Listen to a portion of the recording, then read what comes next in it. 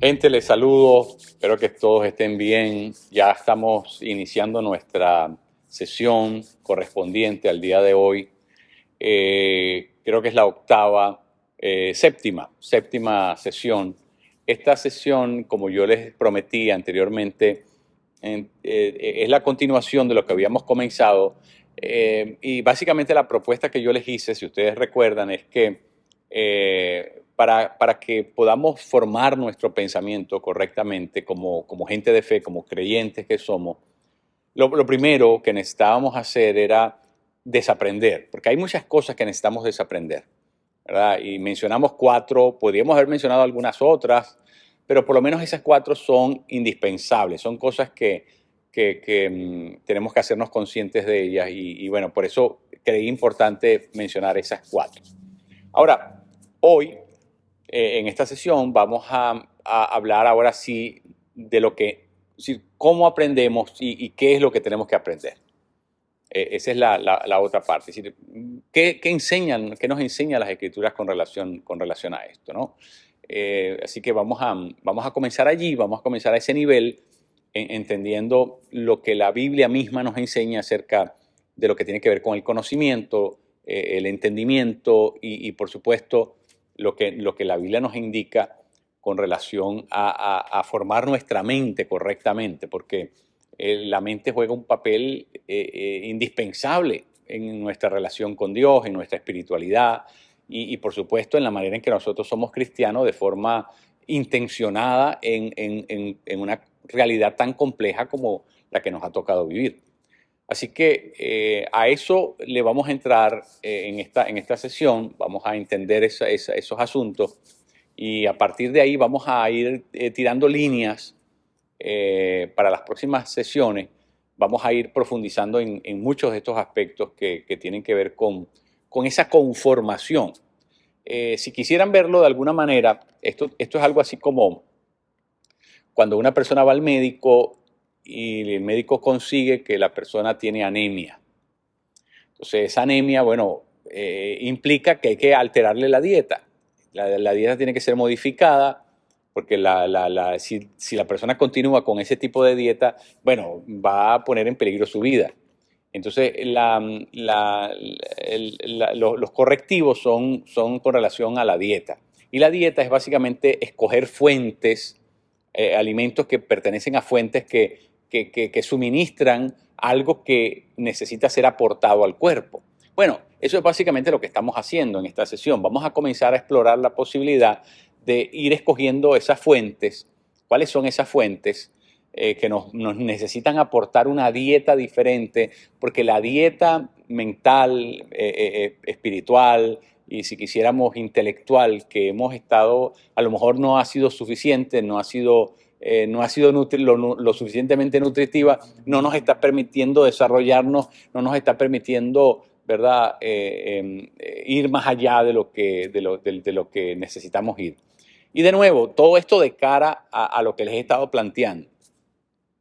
Vivimos en una realidad en la que es imperativo que nosotros hagamos esos ajustes, hagamos esos cambios, porque ser cristiano en nuestros tiempos requiere unos ajustes importantísimos, porque, bueno, obviamente la cultura, la realidad en la que nosotros estamos inmersos es diferente a cualquier otra. Muy bien, entonces, lo primero que tenemos que decir es lo siguiente. En la modernidad, digámoslo de alguna manera, la cultura moderna, esa cultura comienza con lo que se llama el racionalismo. El racionalismo era una corriente que se fundaba sobre el asunto de la duda. René Descartes, que era digamos, el propulsor, la persona que propeló, echó a andar este movimiento, era un racionalista, pero también era una persona que era creyente. Sin embargo, su método es el método de la duda, ¿verdad? Que por cierto, Descartes y junto con Francis Bacon van a fundar luego lo que se llama el método científico, van a aportar ingredientes para que se finalmente fragüe, cuaje eso que llamamos el método científico. Pero de momento basta con saber que digamos, el pensamiento moderno parte de la duda. Nosotros como creyentes, cuando hablamos del entendimiento, de la comprensión y del conocimiento, no partimos de la duda, ¿verdad? Sin embargo, el mundo moderno parte de la duda. Es decir, lo que comienza a hilvanar Descartes es precisamente, bueno, ¿cómo sé lo que sé? Todo esto tiene que ver con lo que se llama técnicamente la epistemología, que es las teorías diferentes de cómo uno llega a conocer lo que conoce, ¿verdad? Y básicamente lo que este hombre va a decir es que, bueno, se plantea la pregunta de cómo es que una persona conoce. ¿Cómo sé que lo que estoy conociendo es verdad? Y bueno, el hecho es que comienza a dudarlo todo, desde lo más simple hasta lo más complejo. Y bueno, llega por último a establecer que el principio básico para poder desandar todo lo otro y desentrañar el conocimiento verdadero es la afirmación básica cogito ergo sum, que significa pienso, luego soy. Y básicamente a partir de esa noción es que se comienza a construir lo que llamamos la modernidad. La modernidad. La afirmación del individuo, el individuo que conoce, pero ojo, que eso va a ser muy peligroso porque la historia nos indicó, ya nos ha indicado que cuando yo digo que yo conozco y lo hago a partir de mis propios criterios, entonces yo impongo mis criterios a los demás. Y eso fue lo que pasó con ¿verdad? Lo que pasó con la conquista de América. El español que llegó a la América pretendió, ¿verdad?, enseñarle al indio lo que el indio no sabía, enseñarle a leer, a escribir, ¿verdad? Porque el indio no tenía conocimiento, pero no tenía esos conocimientos. Pero en el momento que yo uso eso como categoría de que yo estoy por encima porque yo sé algo que tú no sabes, es peligroso. Porque realmente el conocimiento no es lo que determina si una persona es más importante que otra. Es decir, eso es algo de lo cual tenemos que cuidarnos. Pero la modernidad abrió las puertas a esa posibilidad, ¿verdad? En tanto que eso se combinó con lo que llamamos el europocentrismo, que es otro tema, pero que vale la pena mencionarlo, ¿no? Ahora, Descartes comienza con el método de la duda, pero en oposición a los racionalistas están los llamados empiristas, y uno de esos representantes importantísimos es Hume, David Hume, inglés, y Hume básicamente va a proponer lo que se llama la negación de los a prioris, ¿verdad? Los empiristas. Hume, además de ser empirista, era un hombre escéptico. Y por lo tanto va a negar los a priori. ¿Qué son los a priori? Los a priori es la creencia en el mundo de la epistemología, o sea, en el mundo del conocimiento, de las teorías del conocimiento, que hay un conocimiento que ya lo tenemos en la mente, que está allí, hay unas condiciones que están dadas para el conocimiento y que por lo tanto, ¿verdad? El conocimiento no parte de un vacío, no parte de la nada, hay un acondicionamiento mental, ¿verdad? Para poder ejercer otras formas más complejas de conocimiento. Esos a priori, ese saber que ya está allí, ¿verdad? Los empiristas, ¿verdad?, decían, no, el saber no está aquí, el saber está en la observación. Por eso los empiristas, ¿verdad?, van a ser como el otro extremo de los racionalistas, porque van a proponer unas premisas que son contrarias. Pero en todo caso, la razón por la que estoy mencionando eso es porque Descartes impone la duda como método, Hume impone la negación de los a priori como método. Luego va a venir el marxismo, y el marxismo va a venir con la sospecha ideológica. Es decir, la ideología es una cortina de humo que me están echando, me están poniendo para que yo no pueda ver lo que realmente está allá.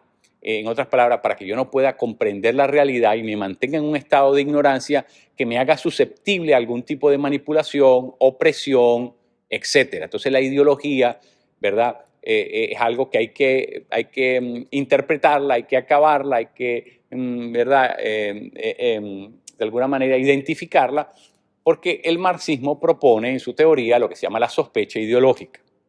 Y luego llegamos al tiempo de la posmodernidad. Y en la posmodernidad lo que se va a trabajar, ¿verdad? Como teoría es lo que se llama el desconstruccionismo. El desconstruccionismo básicamente lo que propone es que hay que dudar de toda información, de todo conocimiento que arrastremos de la modernidad. Es decir, la modernidad propuso algo y la posmodernidad es la negación de la modernidad, en tanto que, ¿verdad? Básicamente los grandes proponentes de la posmodernidad, Jean-François Lyotard, Jacques Derrida, Bátimo, Giovanni Bátimo, Rorty, Richard Rorty, es decir, todos estos pensadores básicamente coinciden en el hecho de que no tenemos nada que pedirle prestado a la modernidad, que la posmodernidad es comenzar tabula rasa, es cerrarle la puerta a todo lo que viene de atrás para comenzar a repensarlo todo, ¿verdad? El cristianismo no funciona así. Estoy citando esto para que ustedes, ¿verdad?, más o menos vean a grandes zancos cómo es que allá afuera se organiza el pensamiento, cuáles son las premisas fundamentales que se utilizan para esto. Claro, estamos hablando de cosas, de nuevo, sin entrar en muchos detalles. Pero nosotros los cristianos, ¿cómo es que nos planteamos este asunto? Nosotros no partimos de la sospecha, al contrario. Si usted se da cuenta en la Biblia, el concepto de Dios nunca se define. El concepto de Dios nunca se busca demostrar. Es un a priori, se asume. La Biblia nunca trata de probar que Dios existe, asume que Dios existe. Es decir, da por hecho, es tan obvio, tan axiomático, ¿verdad?, pensar eso, que no vale la pena ni siquiera gastar tinta en demostrar, en probar que Dios existe, ¿verdad? Bueno, aunque la historia de la teología nos muestra, por ejemplo, a San Agustín, a Tomás de Aquino, ¿verdad?, San Anselmo, sí, muchos de estos pensadores trataron de buscar métodos para probar la existencia de Dios por vía de las explicaciones teológicas. Pero en realidad la Biblia, que es nuestra fuente primaria, no se ocupa de eso. Asume que Dios existe. Es decir, que el primer punto del conocimiento, si quisiéramos decirlo en el contexto de la fe cristiana, no consiste en dudar nada. Es decir, o por lo menos no consiste en dudar como método, sino consiste en lo contrario, en asumir. El cristianismo parte de una asunción, lo que llamaríamos un presupuesto. Y ese presupuesto es dar por hecho, ¿verdad?, tácito y sobreentendidamente, de que Dios existe. Entonces, eso es lo primero. Porque si Dios no existe, realmente, si por descarte utilizáramos eso como la premisa y dijéramos Dios no existe, por descarte, bueno, ni siquiera vale la pena sentarnos a pensar. Porque si Dios no está en el horizonte, ¿qué es lo que puedo pensar? Lo que puedo pensar es, ¿verdad? Es muy poco, porque las posibilidades se han limitado a esta vida que termina por ser intrascendente.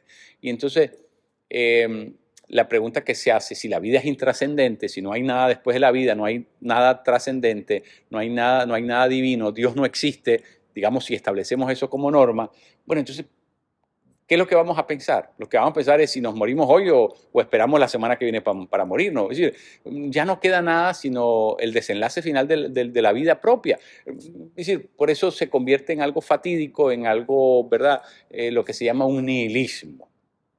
Ya nada tiene importancia. ¿Para qué nos vamos a plantear el conocimiento, la sabiduría, si nada tiene sentido? Si por último somos una integración de átomos, de moléculas, ¿verdad? Eh, ¿Cómo se llama? Algo estrictamente casual, accidental, fortuito. ¿Qué nos vamos a, qué pregunta nos vamos a hacer? ¿Verdad? En eso tenía razón Alberto Camus, ¿verdad? Cuando este filósofo de Argelia, francés, que decía, bueno, en filosofía la única pregunta importante es si nos suicidamos o no. El suicidio. Entonces, claro, si Dios no está en la ecuación, esa es la pregunta inmediata. Es decir, de ¿para qué vale la pena estar vivo o no? ¿Qué justifica estar vivo o no? Pero bueno, digo todo eso porque no es así como nosotros los cristianos iniciamos nuestro proceso de conocimiento. Nuestro proceso de conocimiento comienza bajo la afirmación de que Dios es real, de que Dios existe, de que Dios está allí y lo podemos conocer. Es decir, es accesible a nuestro conocimiento. De hecho, nosotros sabemos todo eso porque partimos de la premisa de que Dios nos hizo a su imagen y semejanza y por lo tanto nos dotó con una serie de facultades que nos permiten tener ese nivel de comprensión de Dios, del mundo en el cual nos toca vivir y de la interacción que existe al interior de ese mundo creado por Dios, lo que llamamos el mundo creado, la naturaleza. Pero la Biblia dice, por ejemplo, y esto es de nuevo, es un concepto que siempre tiene detrás esa asunción, ese presupuesto. La Biblia dice, el principio de la sabiduría es el temor a Dios. Interesante, porque temer a Dios y dudar de Dios son dos cosas completamente opuestas. ¿Por qué? Bueno, el que teme a Dios lo teme, es decir, comienza a registrar ese sentimiento de temor porque se lo está tomando tan en serio, porque lo asume como una realidad tan contundente, tan, digamos, irreemplazable e ineludible, que se llena de temor. Es decir, el principio de la sabiduría es el temor. Es decir, es no solamente saber que existe, es saber que vivimos en presencia de Él, es que es una realidad en la que estamos, en la que tenemos la posibilidad de participar, de interrelacionarnos, ¿verdad? Por eso el temor es un estado de conciencia profundo de Dios. Lo que diríamos en términos del día de hoy significa tomarnos en serio a Dios. Interesante, porque la modernidad y la posmodernidad parten es de negarlo todo, pero la sabiduría estrictamente bíblica consiste en tomarnos en serio el origen de todo, tomarnos en serio la realidad, la persona de Dios. Entonces, ahí es donde está, digamos, enclavado todo es decir, esa es la premisa más elemental, ¿verdad? La premisa más básica, más esencial de todo lo que necesitamos saber. Es decir, lo primero que el ser humano necesita saber es que Dios es una realidad. Y miren lo que les voy a decir. Casi de manera, yo diríamos de manera innata, de manera prístina, el ser humano tiene ese conocimiento. Lo sabemos porque la Biblia lo dice, ¿verdad? Aunque conocían a Dios, no lo adoraron ni le dieron gracia. No, ¿cómo lo conocían? Si estamos hablando allá de cuando el ser humano, es que desde que el ser humano es ser humano, Dios ha interrelacionado con el ser humano. Acuérdense que Adán y Eva estuvieron en el Edén y de alguna manera conocieron la realidad, esa compleja realidad llamada Dios. Y eso, si lo quisiéramos ver de alguna manera, eso se impregnó en el ADN de nuestros ancestros, ¿verdad? Y que de alguna manera, aunque no había literatura, no había forma de escribir lo que experimentaron Adán y Eva en el Edén, seguramente por la tradición oral eso se diseminó en las posteriores culturas humanas. Así que el ser humano de alguna manera hay algo por estar creado por Dios, por tener su origen en Dios, por haber sido hecho a la imagen y semejanza de Dios, tiene en su ser ese conocimiento ya estampado allí, ¿verdad? Por eso es más difícil convencer a una persona de que Dios no existe que convencerla de que sí existe. A un niño usted le explica que Dios existe y lo toma como natural, no hace ningún cuestionamiento, no hace ninguna pregunta extraña, le resulta tan normal entender que... Y uno dice, ¿pero por qué? Bueno, precisamente por lo que les estoy explicando.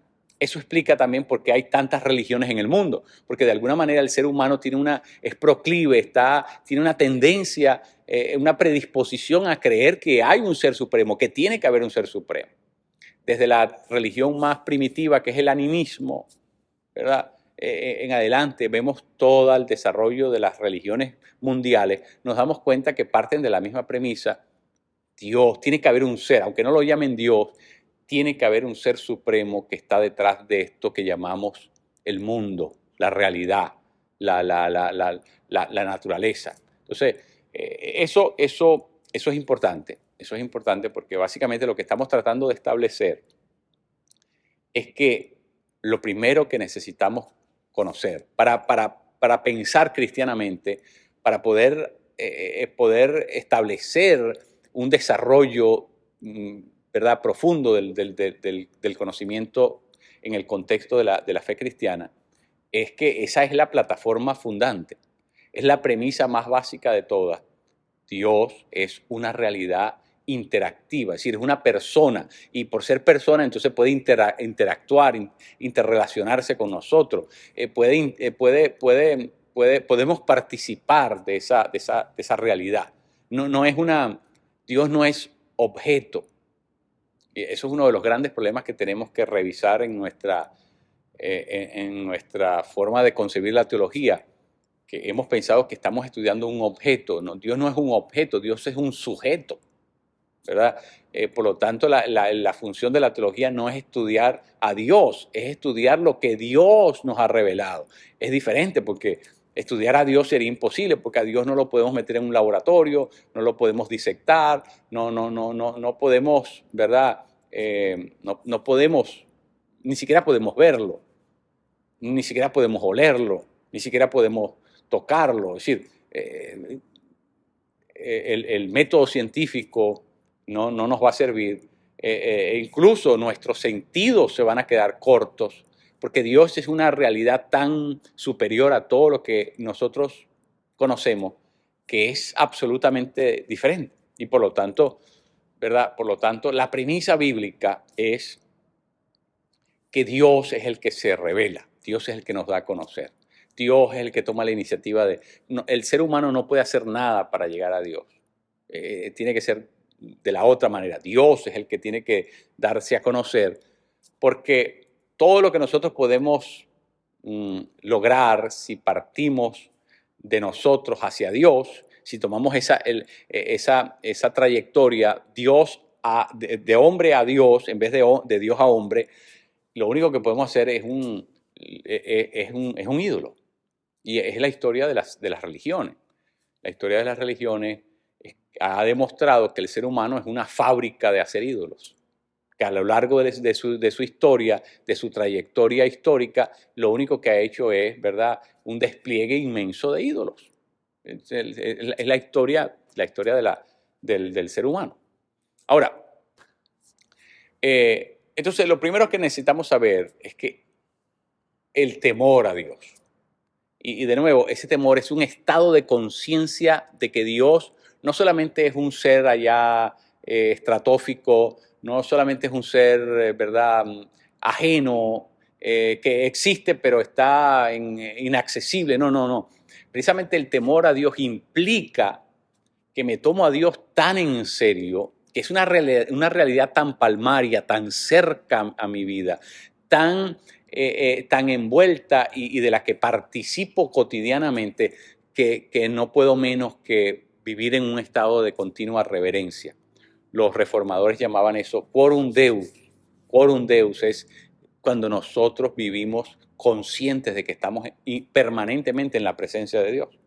Entonces, ese es el temor a Dios, es un estado de conciencia de que Dios es una realidad presente, no una realidad recóndita, no es una realidad remota, no, no, es una realidad presente. Es decir, el ser humano vive en interacción con esa realidad presente, que es la realidad de Dios y de su reino. Entonces, eso es la cosa más básica por donde comienza todo y por eso ahí está el principio. Pero fíjense en una cosa importante,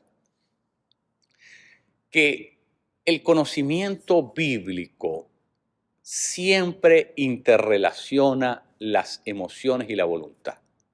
Es decir, el conocimiento que nos viene dado de parte de Dios no solamente va a apelar a nuestro raciocinio.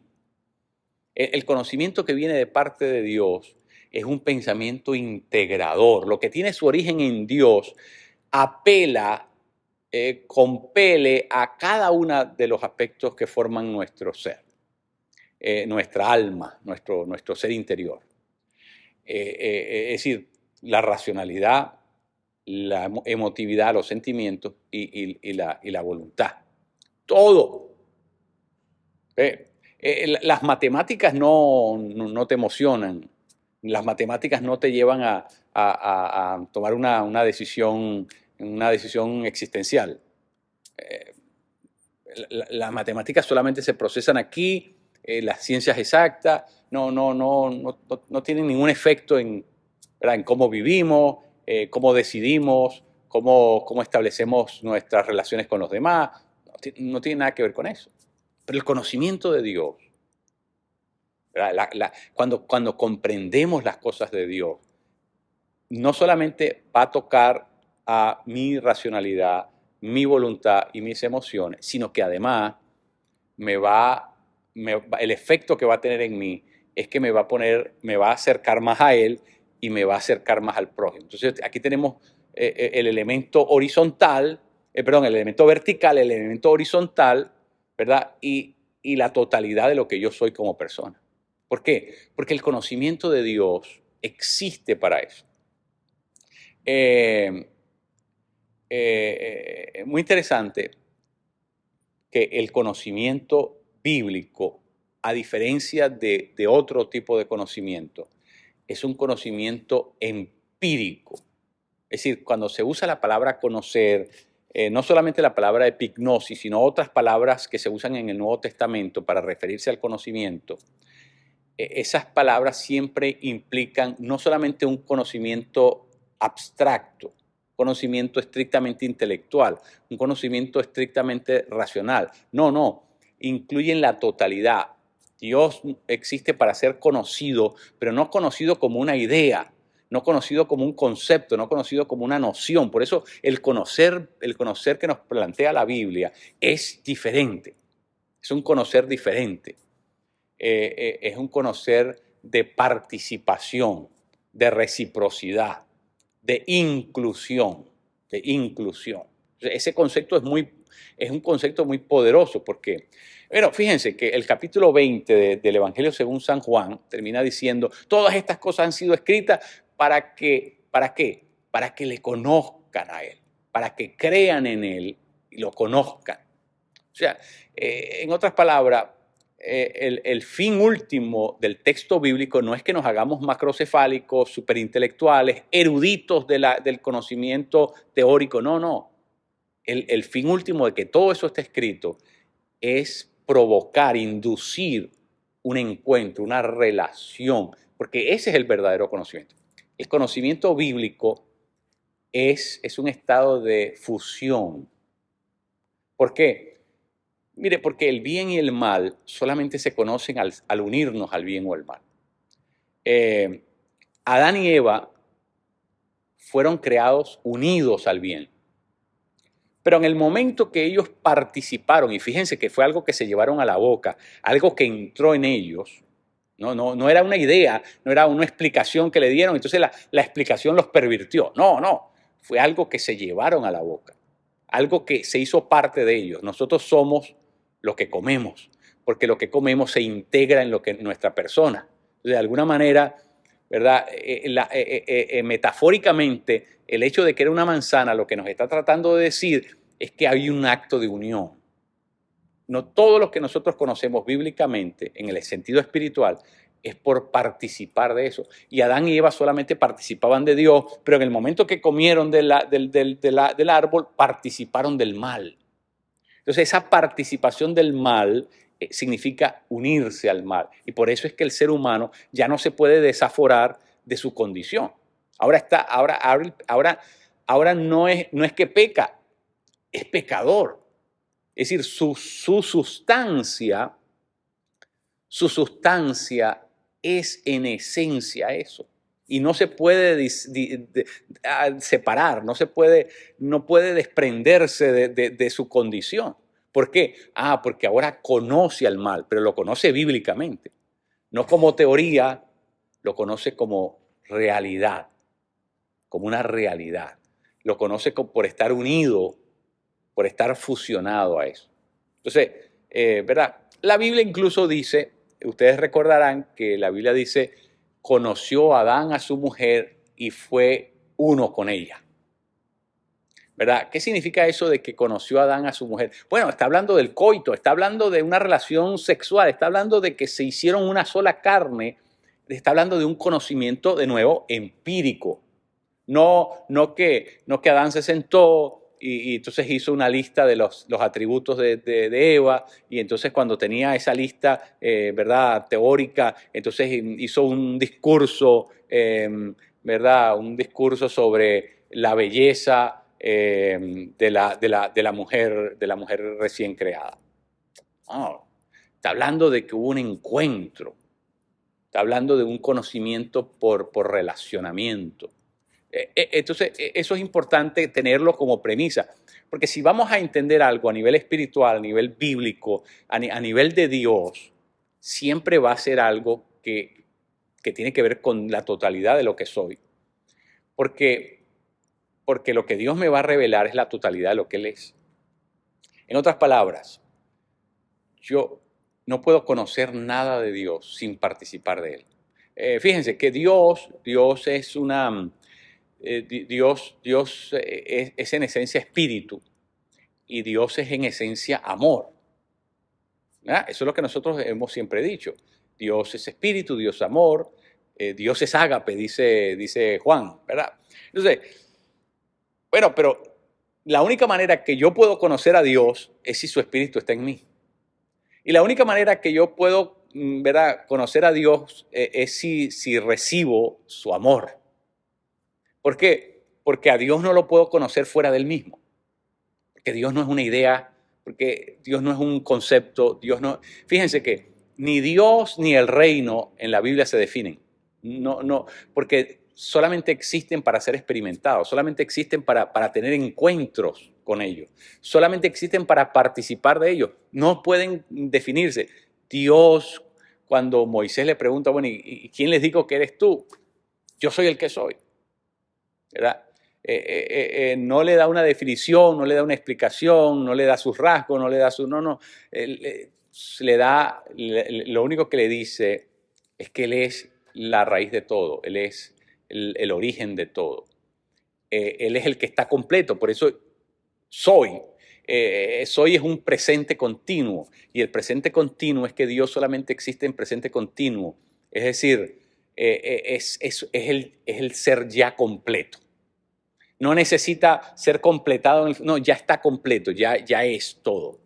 Nosotros somos los seres que necesitamos ser completados en el futuro, necesitamos ir por procesos, pero Dios no, Dios es pleno, es el ser pleno, total, absoluto. Por eso Él es la referencia máxima y por eso todo lo que Dios dice es absoluto, porque lo único que es absoluto es lo que es eterno.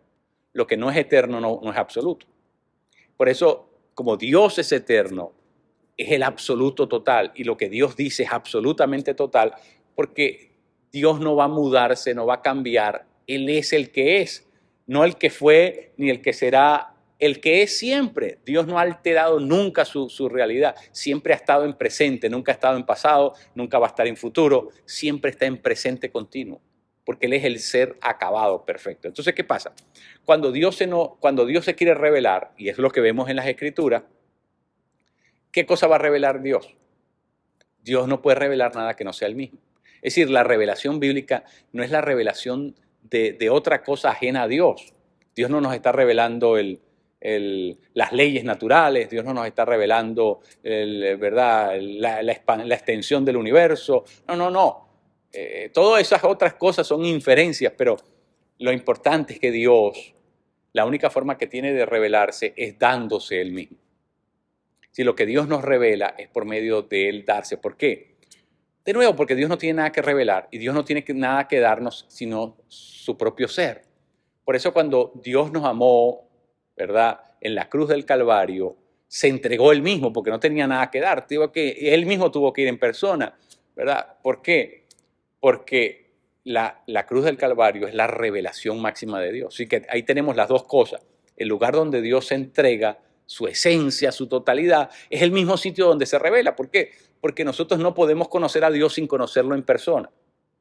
Por eso es que cuando nosotros evangelizamos, no estamos hablándole a una persona del concepto de Dios o de la idea de Dios o de la teoría de la salvación. Estamos presentando a una persona con otra persona. Estamos presentando al ser humano con Dios. Estamos ayudando a una persona a entrar en un acto de reconciliación, de reconectarse con su origen, con Dios. Por eso la gran parábola del Nuevo Testamento es el regreso del ser humano a la casa del Padre, el hijo pródigo, ¿verdad? Es decir, es reencontrarnos, pero es un acto de volver a ese estado que se había fracturado, que se había desprendido, se había fragmentado, es regresar al acto de reconciliación. Ahora, ¿qué quiere decir eso? Conclusión, que a Dios solamente lo podemos conocer en persona, ¿verdad? Porque Dios es una persona. Y nosotros somos una persona porque Dios es una persona y nos hizo conforme a como Él es. Es decir, que nosotros existimos como personas porque nosotros somos la copia del original. El original es Dios. Él es la persona, la persona perfecta, total, absoluta. Y por eso es supremamente importante que nosotros entendamos ese asunto. En conclusión, lo que he venido diciendo, todo lo podemos aglutinar, poner, ¿verdad?, concisamente en esto. Y es que a Dios solamente lo conocemos participando de Él. Por eso, cuando la Escritura dice que hemos sido salvos, dice que hemos sido unidos a Cristo.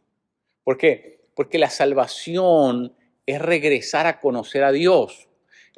Nosotros, el estado de pecado nos ha llevado a vivir desconectados de Dios, pero ignorando a Dios, haciendo caso omiso de Dios, desconociéndolo. Por eso conocerlo es volver a unirnos a Él. ¿Ven la conexión entre conocimiento y unidad? Eso es exactamente lo que propone el cristianismo. No es un conocimiento apartado, desconectado de eso. No. Por eso es una forma nueva de conocer. De hecho, la fe es un conocimiento. La fe es una forma de conocimiento especial, ¿verdad? Que habite Cristo por medio de la fe, dice Pablo. Que habite Cristo en ustedes en sus corazones por medio de la fe. Y dice luego, ¿verdad?, para que puedan conocer el ancho, el largo, lo alto y lo profundo del amor divino, dice que sobrepasa todo conocimiento. Mire, de nuevo, este es el conocimiento que sobrepasa todo otro conocimiento, porque la fe nos expone, nos une a Dios, y Dios es la fuente del amor. Y por lo tanto, si la fe como conocimiento nos lleva a unirnos con Dios, entonces, ¿cuál es la función de la fe? Aquí está el tema. El tema es que lo que Dios quiere que yo conozca, ¿verdad? Y la fe, ese conocimiento, ese conocimiento que Dios deposita en mi vida, es lo que hace posible que yo lo desee, lo quiera, quiera unirme a Él. Entonces la fe viene siendo como el eslabón que se perdió, ¿verdad? Aquí está Dios, que es la fuente inmensa del amor, y aquí estamos nosotros, miserables pecadores, y entonces la fe viene a ser el enlace, viene a ser lo que nos une, ¿verdad? Porque la fe es ese conocimiento que Dios tiene que depositar en mí, que solamente puede venir de parte de Él, y que me hace responder a lo que Dios. Mire, la fe viene por el oír. ¿Por qué la fe viene por el oír la palabra? Porque la palabra no puede ser comprendida si no hay fe. La palabra no puede ser comprendida. La palabra tiene una sola manera de ser metabolizada. Usemos ese término, ¿verdad? Usted sabe que uno come algo y el cuerpo tiene la capacidad por medio de sus enzimas y su proceso de metabolizar lo que comemos y hacerlo nutriente para nosotros. Bueno, el conocimiento de la revelación de Dios no se puede digerir, no se puede metabolizar si no es por medio de la fe. Porque la fe es la única cosa que decanta eso y lo convierte en algo útil, en algo utilizable, en algo nutritivo para mi ser interno. Solamente la fe tiene esa facultad. ¿Por qué? Porque es algo que viene junto con la revelación, no viene separado. Es como decir, es parte integral de la revelación. Es como usted tiene una granada y la granada viene con una espoleta y una y la otra tienen que estar unidas, porque si no están unidas va a explotar aquello, ¿verdad? Es decir, la fe y la revelación están siempre unidas. Y tener fe, si lo que llamamos tener fe, ¿verdad? No es otra cosa que darle crédito a la palabra de Dios. Es decir, tomarla en serio, saber que esa palabra viene de parte de Dios y por lo tanto es verdad absoluta para nosotros. Solamente el creyente puede tomar la escritura como absoluta, como verdad. Para nosotros la fuente de verdad está en lo que Dios ha revelado. ¿Por qué? Porque Dios no puede revelar nada sin darse a Él mismo, ¿verdad? Es lo que he estado explicando. Por eso es que nos unimos a Él. En la fe nosotros nos unimos a Él. Pero fíjense, ¿para experimentar qué? Para experimentar su amor. El amor de Dios, el conocimiento que viene por el amor de Dios, es lo más profundo, sobrepasa todo entendimiento, toda otra cosa que necesitemos conocer, no se compara con el amor de Dios. De hecho, lo contrario es igualmente cierto. Si hemos conocido el amor de Dios, ya no importa que pasemos por aquí sin conocer cualquier otra cosa. Porque lo más importante que teníamos que conocer era la realidad que hace posible todas las cosas. Dios lo creó todo por amor. Es decir, el amor es la motivación que Dios tiene y lo que le dio el origen a todo lo que existe. Y por lo tanto nosotros somos producto también de ese amor. Y por lo tanto, conociendo ese amor, es el conocimiento que hace sentido. Usted no se da cuenta que usted puede tener 1000 conceptos y de pronto se sabe amado por Dios Y esa realidad de saberse amado, de entenderse amado por Dios, lo sana, lo cura, le quita complejos, le quita ansiedad, todos los otros conceptos no lograban hacer eso, pero solamente saber eso nos. ¿Por qué? Porque ese conocimiento no viene sin la realidad. Es decir, ese conocimiento no viene desprendido de realidad, viene acompañado de realidad. Es lo que les estoy tratando de decir. Por ejemplo, alguien puede decir, aquí viene el color verde. Va a pasar delante de nosotros el color verde. Pasó el color verde. Ya vimos, aquí viene ahora el color rojo. Y pasó frente a nosotros el color. Eso nunca va a suceder. ¿Por qué? Porque los colores no existen independiente de la materia. Si pasó el rojo es porque venía un carro rojo o una persona vestida de rojo o lo que sea, pero no puede haber color sin que esté unido a algo. Los colores no existen independientes de la materia. Bueno, el conocimiento bíblico no viene desprendido de la realidad de lo que estamos conociendo. En otras palabras, nosotros no podemos decir que conocemos algo de lo cual no participamos, porque entonces no es conocimiento bíblico. ¿Ves la diferencia? Entonces los griegos conocían las cosas, como les dije, a base de explicar sus atributos, de pormenorizar cada uno de los componentes de lo que estaban. Era observación, y era observación, ¿verdad?, analítica. Nosotros no podemos analizar a Dios. Imagínense, si tuviéramos que esperar a analizar a Dios para poder conocerlo, nunca lo podríamos conocer, porque nosotros no podemos desensamblar a Dios en sus pedacitos, ¿verdad? Entonces, para poder estudiar cada uno de los aspectos de quién es Dios. De hecho, nosotros de Dios solamente conocemos lo que Él nos ha querido revelar, pero les aseguro que lo que nosotros hemos recibido de revelación de quién es Dios es solamente el 1% de la totalidad. Dios es un océano insondable y nosotros lo que tenemos es lo que Él nos ha revelado solamente. No conocemos lo otro. Pero es suficiente para saber su carácter, suficiente para saber quién es Él y lo que quiere de nosotros, la expectativa que tiene de nosotros.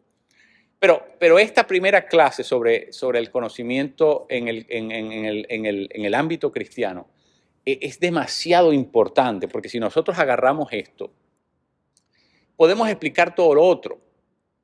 Y no solamente eso, sino que es la única manera como la doctrina tiene sentido. Si nosotros comenzáramos a explicar la doctrina cristiana desprendida de este concepto que yo les estoy dando, ¿de qué serviría la doctrina cristiana? Para lo único que serviría es, para hacernos eruditos de la doctrina, macroteólogos, pero no alteraría nuestro carácter, no alteraría nuestra voluntad, no alteraría nuestros sentimientos, no alteraría nuestra racionalidad, no nos alteraría como seres humanos. Entonces, ¿para qué queremos esa doctrina? Esa doctrina solamente tiene sentido en tanto que en esa doctrina, ¿verdad?, hay un conocimiento de algo importante. Por eso es que, mire, en Timoteo 6:13 dice, ¿verdad?, si alguien enseña una doctrina contraria a la enseñanza de Jesús, ¿verdad?, y luego añade, dice, doctrina conforme a la piedad, en algunas traducciones dice conforme a la religión verdadera, dice, el tal no entiende nada. La palabra que usa es una persona contumaz que no entiende nada.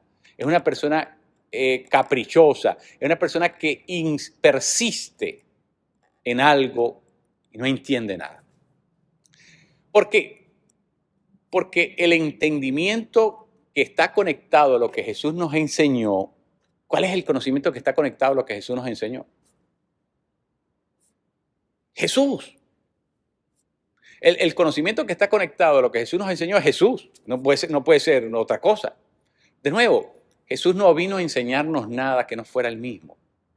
Jesús lo que vino fue Él es la autorrevelación de Dios. Nosotros solamente conocemos a Dios en Jesús, por lo tanto, ¿qué vino a revelar Jesús? Jesús vino a revelar a Dios. Y conociendo a Jesús conocemos a Dios. Por lo tanto, si nosotros reducimos la doctrina cristiana a ser una teoría de Dios, una teoría bíblica, una teoría divina, estamos pervirtiendo el propósito último de eso. Por eso les dije que lo que la Biblia enseña es que todas estas cosas fueron reveladas para que las creyéramos. Es decir, el creer bíblico es la participación de eso, es que eso se convierta en algo que es transferible a nuestro ser. Se los planteo de esta manera. El conocimiento bíblico es de carácter encarnacional. Eso quiere decir que no existe a no ser que se encarne en nosotros. El conocimiento bíblico se tiene que encarnar en nuestra vida, tiene que ser parte de quienes somos, tiene que formar identidad en nosotros, ¿verdad? El conocimiento bíblico no sirve para nada si no produce en nosotros identidad. Porque, de nuevo, es una relación, es un encuentro, es algo en lo que yo me estoy fundiendo, en lo que estoy participando, ¿verdad? La única manera, ¿verdad? Acuérdense, en el periodo prelaxario, antes del pecado, el ser humano solamente conocía el bien. Después de la caída, el ser humano conoce el bien y el mal, ¿verdad? La única manera de poder cambiar esa situación, de revertirla, es si el ser humano regresa a unirse al bien. ¿Por qué? Porque a lo que se había unido era el mal. Bueno, pero ¿por qué dice entonces el bien y el mal? Bueno, porque el bien era la realidad que el ser humano conocía antes.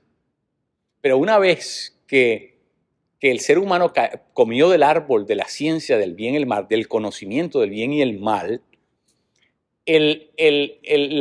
su unidad, su participación es del mal y su conocimiento es el conocimiento prístino del cual les hablé. Es decir, es lo que el ser humano, de alguna manera, su conciencia le dice que está haciendo mal. Es decir, conoce que está haciendo mal porque algo le dice que hay algo superior, tiene conciencia del bien. Al ser humano lo único que le quedó fue su conciencia del bien. Pero todo el ser humano cayó en la maldad, ¿verdad? Quedó muerto, dice literalmente la Escritura, muerto completamente. Entonces, la única manera que puede eso ser revertido es si participa de nuevo del bien. Y la única manera como el ser humano puede participar de nuevo del bien es si se une al bien. Es si conoce al bien de nuevo. Y por eso es que en unión a Cristo, ¿verdad? Entonces, este conocimiento bíblico, este conocimiento divino, este conocimiento como lo plantean las Escrituras, es diferente a cualquier otro tipo de conocimiento. Por eso, en conclusión, ¿verdad? Siempre está unido a la piedad. Nadie puede ser un buen cristiano sin el elemento de la piedad. ¿Por qué? ¿Qué cosa es la piedad? La piedad es la virtud. Pedro dice en su carta, añadan, ¿verdad?, a la fe virtud y a la virtud conocimiento. Qué interesante. El conocimiento viene después de la virtud. No precede la virtud, sino que viene antes. ¿Por qué? Bueno, de nuevo, porque la verdad de Dios no es un concepto. La verdad de Dios es una persona. Nosotros no conocemos a la verdad aquí. Nosotros conocemos a la verdad en un encuentro que implica todo nuestro ser. Porque la verdad es una persona, es Cristo. Para nosotros la verdad es Cristo. Por lo tanto, ¿verdad?, la manera en que conocemos es diferente a todo lo que hayamos conocido hasta ahora. En esta nueva manera de conocer, conocemos diferente. Pablo dice, ahora ya a nadie conozco en la carne. Es decir, la manera como conocía antes ya no es la manera como conozco ahora. De aquí en adelante conozco en la fe, conozco de otra forma. No por vista, ¿verdad? Sino por fe. Es una nueva manera de plantearnos la realidad. Y que si nosotros aprendemos a amarrar esto, a deslindar y a poner esto correctamente, vamos a tener una comprensión completamente diferente de lo que es la vida cristiana. Lo contrario es igualmente cierto. Si nosotros no entendemos esto, el cristianismo para nosotros va a seguir siendo una religión. Y esa no es el propósito de Dios. Dios no creó, Dios no envió a su Hijo a predicar una religión. Nosotros no tenemos una religión. Nosotros, ¿verdad? Estamos llamados a algo diferente. Estamos llamados a participar del reino, que es participar de una relación de gobierno en la cual Dios es autoridad sobre nuestras vidas. Pero bueno, hablaremos de eso sucesivamente. Por ahora, mis queridos, espero que esto haya sido de beneficio. Un abrazo fuerte para todos. Nos veremos en nuestra próxima sesión.